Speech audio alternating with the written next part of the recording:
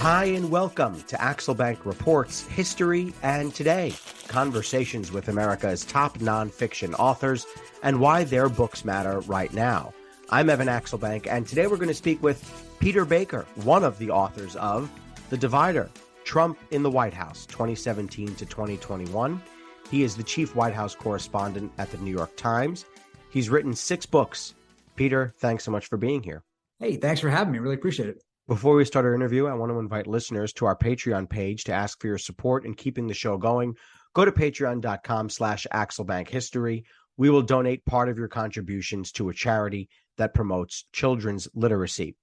Peter Baker and his co-author and wife, Susan Glasser, argue that the way the Trump administration ended with made-up claims of voter fraud and an attack on the Capitol building was not only unthinkable, but inevitable.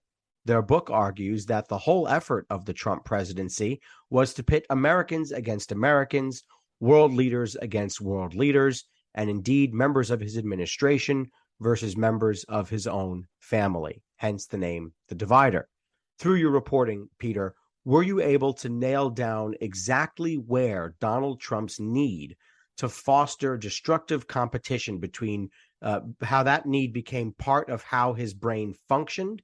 And has he ever expressed guilt over the joy he seems to get out of the reality show that he enjoys being the center of? It's a great question. And thank you very much for having me today. It's a great honor to be with you. I know how many, terrific people you've had on in the past, and I'm delighted to be among them.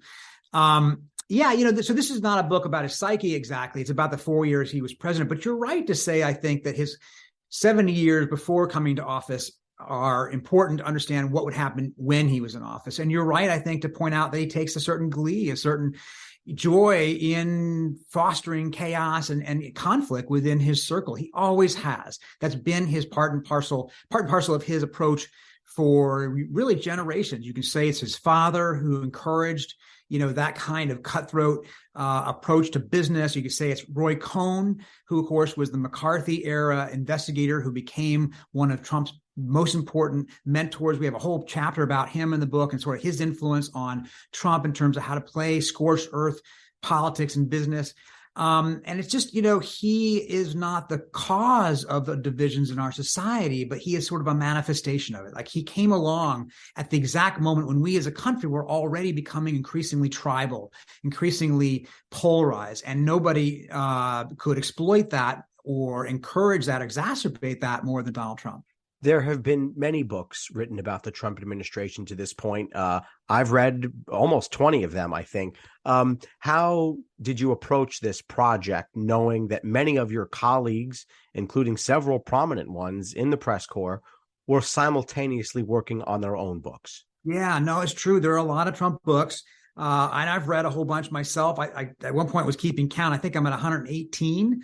And you beat me by 100. But we needed to look at them right. for source material, right? I mean, one of the things you discover in doing history is how useful people's memoirs can be. Not that they're honest in them, but at least they provide sometimes unknowingly really interesting details or anecdotes that they go unnoticed by the larger public and that can help inform a book like this. But this is a different book than everybody else's, I would say. This is the first book, rather than the 100th book. This is the first book that really tries to capture the full 4 years of his presidency, right? A lot of my incredibly good and talented colleagues and competitors over the years have written really smart books on this part of his presidency or that part of his presidency, this angle, maybe on COVID, maybe on the election, maybe on immigration, on various parts of his presidency. But nobody's tried to look back at the full 4 year sweep of this. And I think, to your point that you made, which is exactly our point, to understand January 6, 2021, you really have to understand January 20th, 2017, and every day in between. Married couples are known to argue about all sorts of things. Usually it's dishes, laundry, dinner, and whose turn it is to do X, Y, Z, right? But what about arguing over writing? How does a married couple write a book and still remain married at the end of it? Yeah, that's a good question. We're pretty good on the dishes and the laundry. Yeah, right. That's the easy stuff. I learned that too. That's the easy part, right? I mean, look, actually, the famous story is Jimmy Carter, who wrote one book. He's written many, many books, but one book with his wife, Rosalind. And he said it was the hardest part of their marriage. And they've now been married, I think, for 75 years. Yeah. Right. 80 years. Exactly. It was so bad. In fact, they had to call the publisher, Peter Osnos, to come down to Atlanta to mediate between the two of them. We're lucky. We didn't have it that bad. In fact, nothing like that. My wife and I have worked together for 22 years or more, actually 24. She was my editor at the Washington Post back when we first met. So we've been, our life has always been a mix of personal and professional all along. And I think that, it isn't easy. We definitely have different styles and approaches. We're different types of reporters and writers. But I think in the end, we have a shared broad vision of this book, and that made it possible. Were you writing the same sections together, or were you doing separate parts of it and then marrying them at the end? Yeah. So we divided up the chapters, and each of us took half of the chapters and wrote them individually. And then we swapped them basically. Here's my chapter 11. Where's your chapter 14? And then each of us rewrote or edited the other person's chapters. She did more editing because more was needed on the ones that I gave her. But she is also, in addition to being a really good writer, she is really one of our generation's best editors. She was editor of Politico, editor of Foreign Policy magazine. She's really good at that. I'm not. And I think, by doing it that way, the swapping made it, even though we have different writing styles, by the end, they become, merged in a way. You have written several books about presidencies that were barely over. Clinton, Bush, your book on the Bush administration is one of the best, not just about the Bush administration, but any administration out there. So thanks for writing that. And now you've done Donald Trump. Does it improve the book having so little time pass by because everything is still fresh? Or do you confront a risk of not having enough time to let the dust settle and for better sources to become available? Yeah, it's a real trade-off, and you're right to point that out. I mean, the longer you have, obviously, the more time you have to think it through and really process and gain more information. And we didn't have a lot of time with this one. Days of Fire, which is the Bush and Cheney book that you mentioned, came out, I think, 4.5 years after he left office. So that was my book. I had a little time with that. This one, comes out 20 months after President Trump left office. The difference, though, is that was a work of history and it was over. This we looked at as a work of history, but turns out also perhaps to be prologue, right? Because it's still an active story. It's not maybe done. We had the title Trump in the White House 2017, 2021. It's possible there may be another crack at that. But it is good to get people right after they leave the White House because their memories are fresh. Their views are fresh. They're still, alive and kicking and sharp and often willing to kind of litigate what happened. As far as the subject matter of the book, Donald Trump, and one of the themes is that he was able to drag even those who were skeptical over policy or of him personally into the most virulent of debates and basically carry them along for the ride. And they joined him in policies, even when they were concerned about those policies. Family separation at the border may be the most pronounced of those. Even the people in charge of implementing it weren't so sure. What do you believe it says about human nature that so many were willing to serve him, even though they were uncomfortable with the impact that he was having? Yeah, it was fascinating. That was one of the through lines in all of our interviews. And we did about 300 interviews with people after he left office. All the new stuff that's in this book came from reporting that happened after he left office, because we did in fact think that we didn't know the full story, and it was worth going back and trying to learn what we didn't know in real time.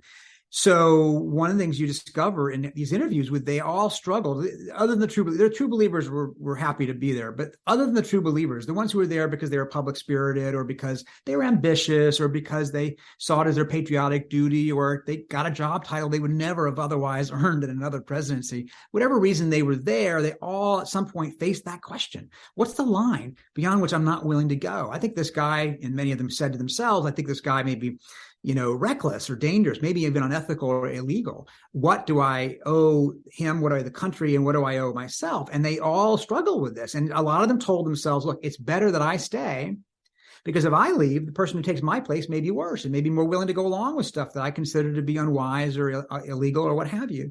And so they all told themselves that. Sometimes it was self-justifying, but you can in fact look at history and see that there were times it made a difference to have this person as opposed to that person in those jobs. What does that say, as you point out, about a potential second administration? Who would be left to serve him?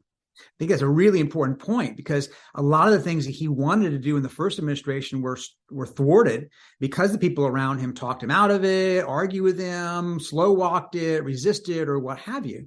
And he learned over time that, to get rid of the people who weren't going to go along with him and replace them with people who were more compliant, more deferential.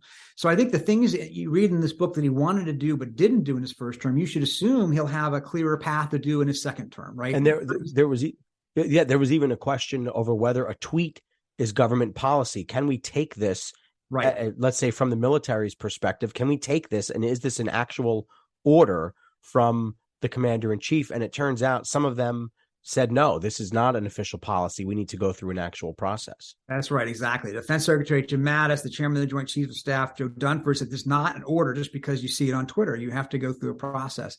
Who knows what that would be like in the second term? Remember, he just told us that he can declassify things through mental telepathy. So who knows what kind of process there'll be in a second term if he has one. And one of the national security officials who talked to us, who was in the Oval Office with him an awful lot, compared him to the Velociraptor from Jurassic Park. And you remember the scene where the kids are hiding in the kitchen and there's a big industrial door between them and the dinosaur. Maybe they're safe, except that the Velociraptor has learned how to open the handle of the door. And that's this frightening moment in the movie. And this national security official who used that analogy with us meant that Trump was unable to do a lot of things he wanted to do that may have been problematic in the first term because he didn't know how to work the levers of government. And if he's there for a second term, he's have a lot better sense of how to do that. I am having the same flashbacks, the uncomfortable flashbacks that I had when I was reading your book and you mentioned that scene. And the same way I'm reacting then is how I'm reacting as you're saying it now. I still get the goosebumps thinking about that Velociraptor opening the door. Trump calls it the Russia hoax. You say that Dan Coates wondered what Putin had on him. Straight up said, what does this guy have on Trump to make him act this way? Especially after the president said he wasn't sure if his own intelligence agencies were correct that Putin tried to help him in 2016. And that was this big moment in the book where a lot changed when people realized his approach towards Vladimir Putin. From your reporting, how close have you gotten to an answer as to why Donald Trump almost never criticized Vladimir Putin? Yeah, it's a great question. It is the enduring question, and I think it's one that will be quite a question for years to come. We'll see history books written years and maybe decades from now that try to also grapple with this question because we don't have a concrete answer. Obviously, Robert Mueller told us there was no criminal conspiracy, but that doesn't really explain why Trump was so admiring and affectionate towards Putin. And you're right, Dan Coates, for your listeners who may not remember who he was the Trump-appointed Director of National Intelligence, a former Republican senator and ambassador, former chief of staff to Dan Quayle, no liberal, no deep state, bureaucrat.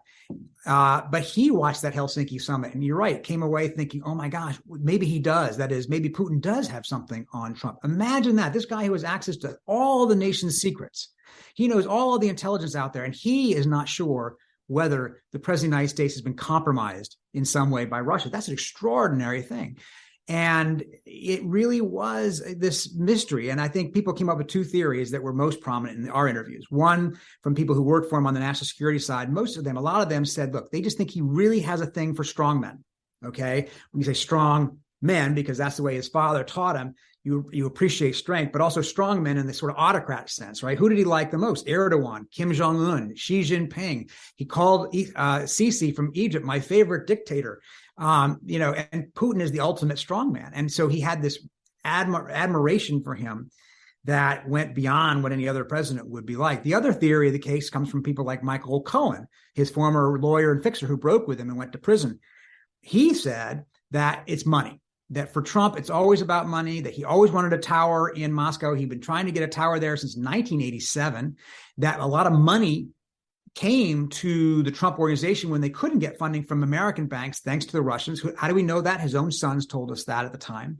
And so that, his fixation on Putin is really all about a market that he would like to enter and all about money, both past and present and future.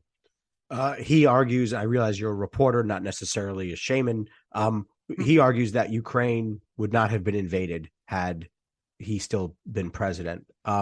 is there any way to gauge whether their sort of their under the table footsie between Trump and Putin would have had an impact on a policy that Putin clearly was interested in pursuing to a great degree? Yeah, it's a good question. We can't obviously know for sure, counterfactual, but it is fair to say that Trump didn't give him any grief for having taken parts of Ukraine already, right? He told the public that it didn't really matter to him whether Crimea had been taken from Ukraine by Russia through force. He said, well, actually, they kind of like being part of Russia. He justified Russia's previous seizure of Ukrainian territory. So it's possible that Putin would have felt that he had a carte blanche to do it. It's also possible he would have felt he didn't need to do it because he had Trump already in his corner, and Ukraine was therefore never going to join NATO. Look what Trump almost did. He almost took us out of NATO. He came closer to pulling the United States out of NATO than anybody really knew at the time, we've discovered. And imagine if that had happened. Imagine if the United States were not part of NATO and Russia had invaded Ukraine. My goodness, what a difference that would be. The reason NATO has come back together again is because of Vladimir Putin. He's given them a mission again that they didn't have before. But Donald Trump came very close to breaking up the alliance. He has argued that his brashness and willingness to say the previously unsayable, North Korea would be met with fire and fury, calling him Little Rocket Man, Kim Jong-un, Little Rocket Man. He said that technique was enough to keep the world at bay, that the eggheads have made a mess of this world by being too careful. Were you able to get a sense from your reporting that this technique has been validated by the apolitical members of our government? Yeah, that's a good question. Looks at the madman theory of government that Richard Nixon once espoused himself. He told Kissinger, his Secretary of State, to go tell other foreign counterparts that, well, Nixon is kind of crazy. You never know what he might do, and to use that as a lever for getting what he wanted diplomatically. And I think that's at least a theory. It's at least a theoretically valid idea if it was the purpose. But Nixon actually wasn't a madman. He actually knew what he was doing diplomatically, and it was meant to be a technique. With Trump, it's not so clear. But I think that it is fair that foreign leaders were not sure what he would do, and that unpredictability was a determinant in how they approached him. They approached him with some caution because they were worried about some volatile, erratic motion on his part. But so was his own staff.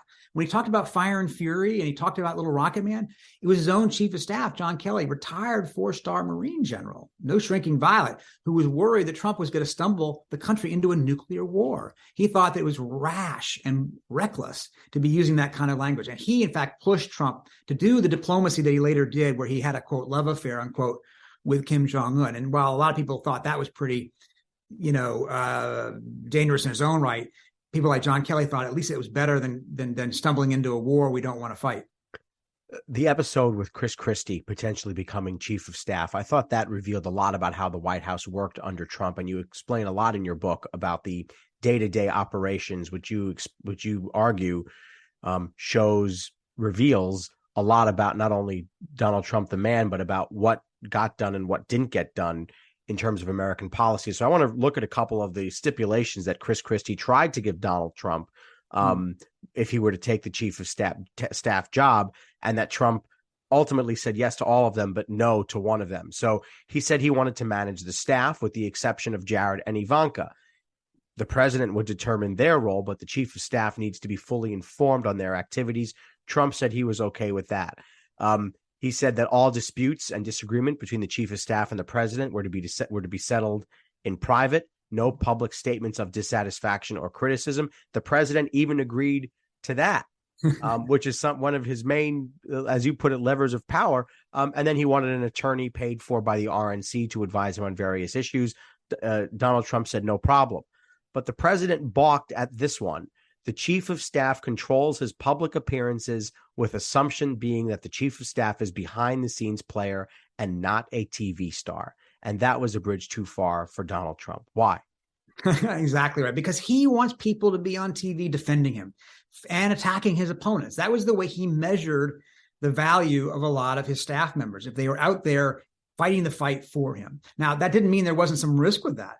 The ones who went out there to fight the fight for him and appear on television often risk going too far, not because they went too far in attacking opponents, but going too far and getting too much of a star halo around them. The Trump was very jealous if anybody else was seen as any kind of a celebrity and, profiting from his star power, if you will. So that's how, of course, Steve Bannon fell from grace. That's how others did as well. But yeah, he wanted Chris Christie to go out there and be on the Sunday shows and argue for him, fight for him. And he was always mad that the White House staff failed, in his view, to put enough people out there who were on his side.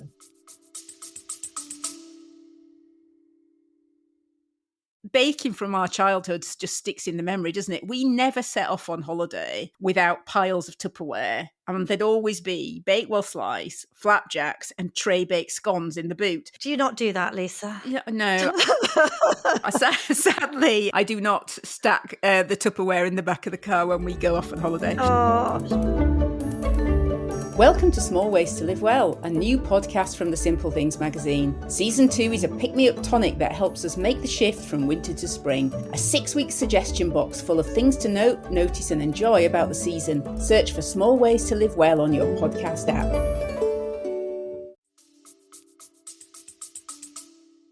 What was his biggest misconception about the power a president could wield? He thought the power was absolute. That's the word he liked, absolute. He said it a number of times. Article 2 gives me absolute power, or the absolute right to do this or that or the other thing. And anybody who reads Article 2 of the Constitution understands that, in fact, very few things are absolute in the Constitution. And the president shares power with the other two branches in various ways. And he would say, I have an Article 2. I mean, I have an Article 2, right? As if it was a magic wand and he got to do whatever he wanted. Look, he's the first guy who came to the presidency without a single day in public office or the military. So he had never experienced that. And his experience was in a family business, the Trump organization, that had no shareholders, that had no board, that had nobody to tell him what to do other than himself. And that's what he thought he could do from the Oval Office. I can simply issue diktats the way I did in Trump Tower, but it doesn't work that way. Government is different than that. And the military pushed back significantly on a number of things. And he said, this was one of the quotes that made news from your book, which is, why can't you be more like the German generals for Hitler? And the response was, they tried to kill him, right? He didn't know that, of course. He's not much of a student of history, but it didn't make a difference. His idea of what the Nazi generals were like was the most important revealing thing about it, right? That he believed that the American military was supposed to be his Praetorian Guard. In other words, his personal instrument of power, not an apolitical, force for the American society. At the beginning of 2020, it's easy to forget he was in relatively good shape for re-election. The stock market was in good shape. The economy was okay for some people, at least. The first impeachment had failed. He was riding high from that, and no one had ever heard of COVID. Of course, that all changed. What did his advisors and others close to him say he should have done differently to respond to COVID, the social justice marches, and then the prospect of facing Joe Biden that would have given him a better chance to win re-election? Yeah, I think you're totally right about that. In fact, he emerged from the impeachment trial not only not chastened, but emboldened. He felt like having one acquittal meant that he had the wherewithal, the authority, the mandate to do what he wanted, including purging his own administration. And he did. He reached 49% in the Gallup poll. That's the highest he got in his entire presidency. So he did look like he was at least in a decent position for re-election. And then, as you say, COVID comes along. And basically, what the advisors would tell you, there's some true believers who would disagree with this, but what a lot of the advisors would tell you is he just never took it seriously enough. And among the people who think he didn't take COVID seriously enough, it turns out, was Melania Trump. She was flying with him back from India at the very beginning of the pandemic. And she told him, according to an account she gave to Chris Christie, "You're blowing this," she said to him. "You're not taking it seriously enough." And he brushed her off. And so she called Chris Christie, in fact, and asked Chris Christie to talk to her husband, to get through to him, to make him understand how important and serious this was. But he never really did. From time to time he did, but then he would quickly flip back and forth between, taking serious measures and then undercutting the very measures he had just approved 24 hours later. It's the one challenge he met, COVID, that wasn't going to be tweeted away. It couldn't be intimidated. It couldn't be bullied. It couldn't be overwhelmed with a rally and all that. All the tools that had been useful for Donald Trump in being successful as a politician and president were irrelevant to a pandemic. I have you've had probably hundreds of interactions with Donald Trump. I have had one. He was president of the United States, visiting Florida during the height of the first COVID wave. And as a reporter working for a station in Tampa, I went to the press conference, or to the roundtable he had, and I asked a question. And my question essentially was, how difficult is it for you to see the numbers of people who are dying here in Florida every day? And he said, essentially, I hate to see it anywhere, but we have to open. We have to, do all the rest, all the things that you're familiar with. Did he ever have reflections in less public settings about the numbers of deaths that were happening, not just in Florida, but nationwide? Very rarely, very rarely. That's out of his comfort zone. Empathy and compassion are not his strengths, right? That's not how he got to become president. It's not how he acted as president.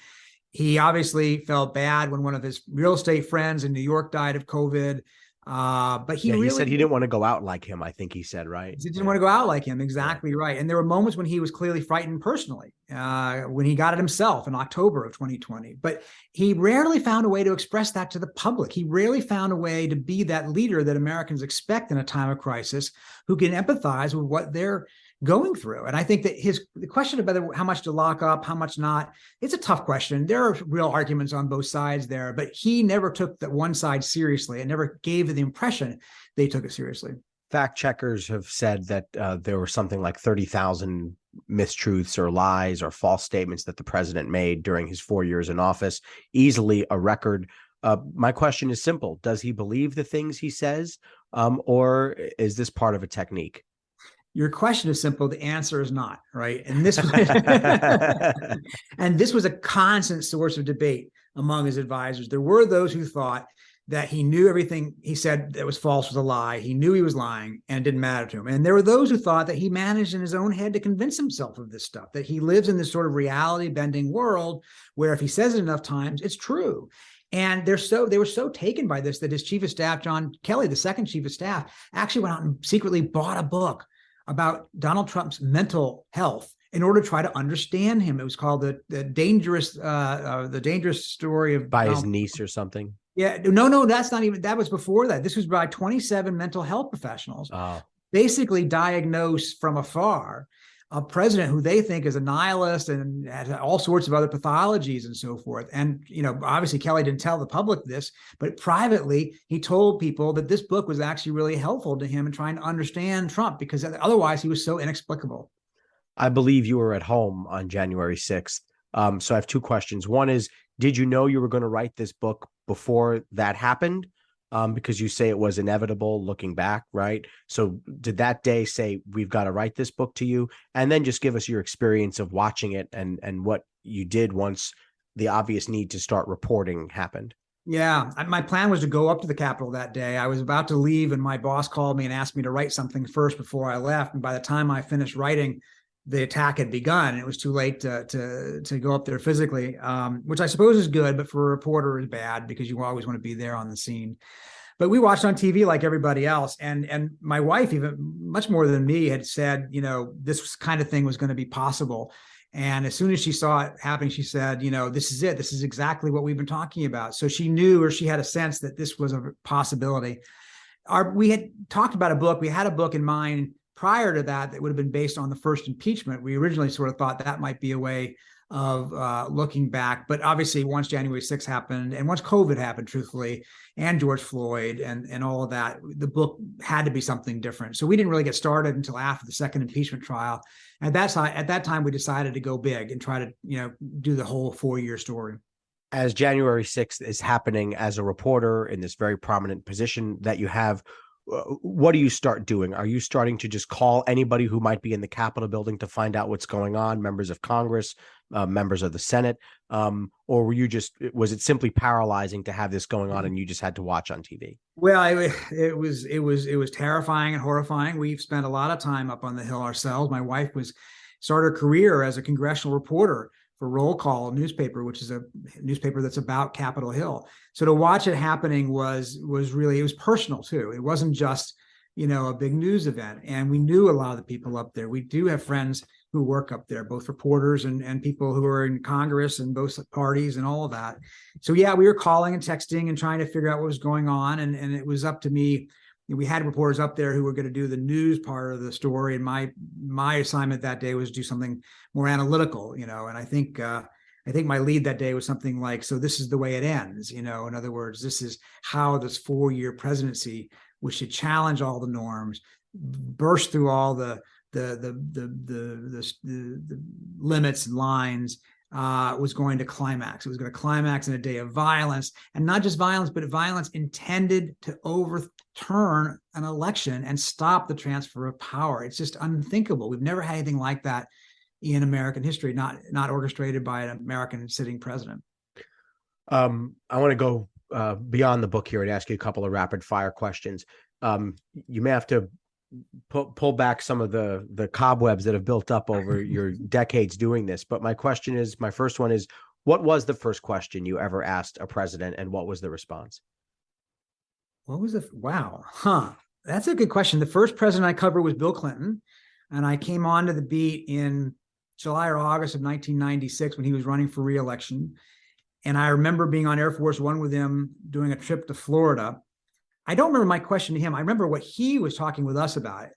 And it was off the record at the time, but I don't think it matters very much. But he was telling some story that I don't remember. It involved a raccoon and a tree and a dog. And it was a very, down home Ozark, Arkansas story. And his voice had taken a very deep Southern twang to it as he told the story. And I don't even remember what the point was, but it was such an old. I see why it was off the record. Yeah, it was there was a curse word in there somewhere, if I remember correctly. And it was just sort of this, Southern banter, right, that he could do. I mean, Clinton was so interesting that way, right? Rhodes Scholar, super smart, but he also played the good old boy when it suited his needs. And that was sort of like an interesting window into him, the first time I had encountered him up close like that. People in the media often criticize Donald Trump for the way he treated the media. Yet, based on your memory and your experiences, have we ever seen a president so accessible to the daily Q&A that Donald Trump would provide?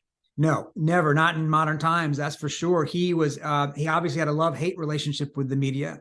But from our point of view, you're right. He talked to us all the time. That was actually, from our point of view, obviously a good thing.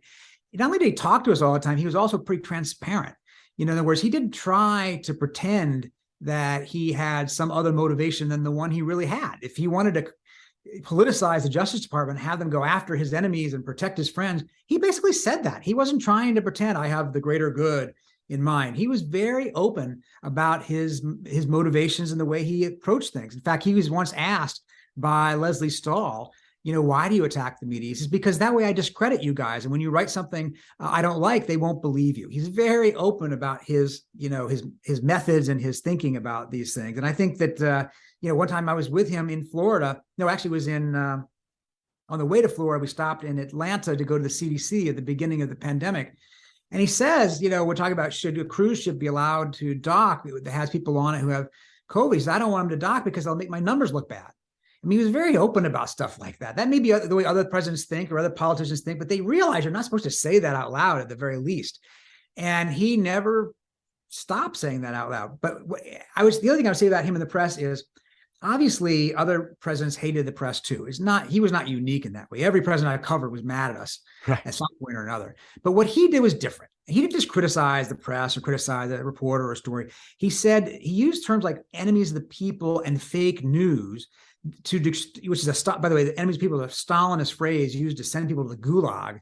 He used those phrases to demean the very idea of an independent and free media. And that, I think, is a more consequential and corrosive thing. What's something people don't know about Air Force One? That's a good. It does not have an escape pod, contrary like in the movie, right? The Harrison Ford movie. Right. When the Harrison Ford movie came out, which I love, by the way, and I still watch every year. I wrote a piece for our style section. I was at the Washington Post. I wrote a piece for the style section about real life versus the movie Air Force One, and I wrote there is no escape pod.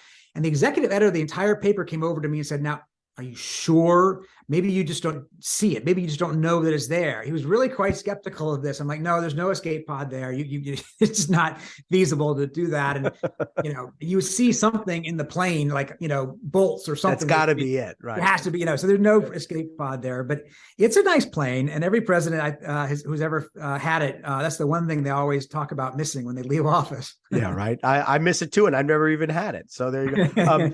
There's a debate that the Trump administration made more urgent, which is whether it's okay for a reporter to sit on a big story and hold it for a book because it could help them profit in the future. How did you weigh those concerns as you decided what to report day of and what to hold for the book? Right. Well, one thing I first of all say is everything that's new in our book was from reporting done after he left office. So it's not the case that we held things back when people needed to know them before the election. They knew everything we knew before the election. Everything I could break, I tried to break as fast as I could, just as my wife did when he was in office. The second thing I would say is if we learned anything in the process of writing a book that was urgent, that had to be out right away because it was incredibly timely, we would just report in the paper. We wouldn't wait. If it had to be out because there was an urgency to it, of course we would. The third thing I would say is, there's a value to a book, which is another form of journalism, right? Even when I'm writing for the paper, I don't write what I learned the second I learn it. I have to do other reporting, and I might not do that story for the paper for a day or a week or a month. I might take more time to understand the issue more thoroughly. So there's no difference between that and a book. It's a book is just a longer time frame and a longer piece of work. But I would say the value of a book is that you could put things in a larger context that you can't do with a newspaper article. And that's why it's still important. The books aren't things of no value. In fact, they have great value, and they're going to last longer than a single newspaper article. We want books on the history shelves 10 years from now and 20 years from now that try to make sense of this whole thing. So I know that people are frustrated about books, but the truth is, if my wife and I had written some of the things that are in the book, let's say 6 months ago in the newspaper, it wouldn't have changed anything. It hasn't changed anything since the book came out. It's not like suddenly the book came out and everybody's like, oh my gosh, the world has changed. It hasn't. It's added to our knowledge. I think it's important to record for history and to bear witness, but it's not like the world changed because of these stories. It wouldn't have changed six months ago.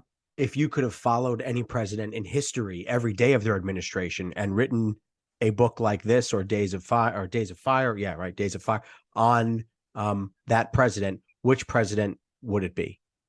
Oh my gosh. I mean, the problem is it's the cliches, right? You'd have to say Lincoln and FDR because they, their presence through these very existential moments in our history. But I think just for fun and for like just the quality of the story, Teddy Roosevelt's hard to beat. I mean, he's such an interesting character.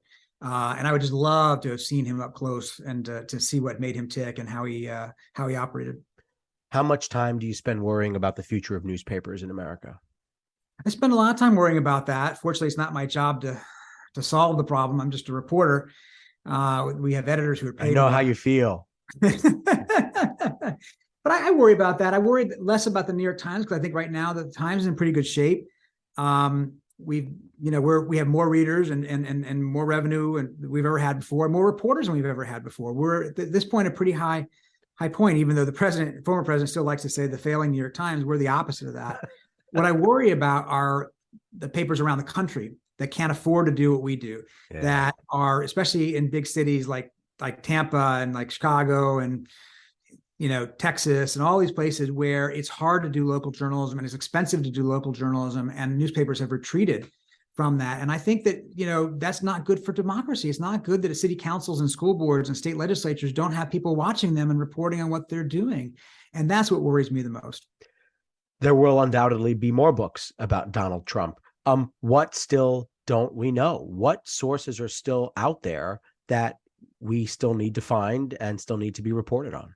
I think there's so much still that we don't know. I've come to learn in covering the White House that at the time we maybe know 10 or 20% of what's going on, the reporters and what we can unearth.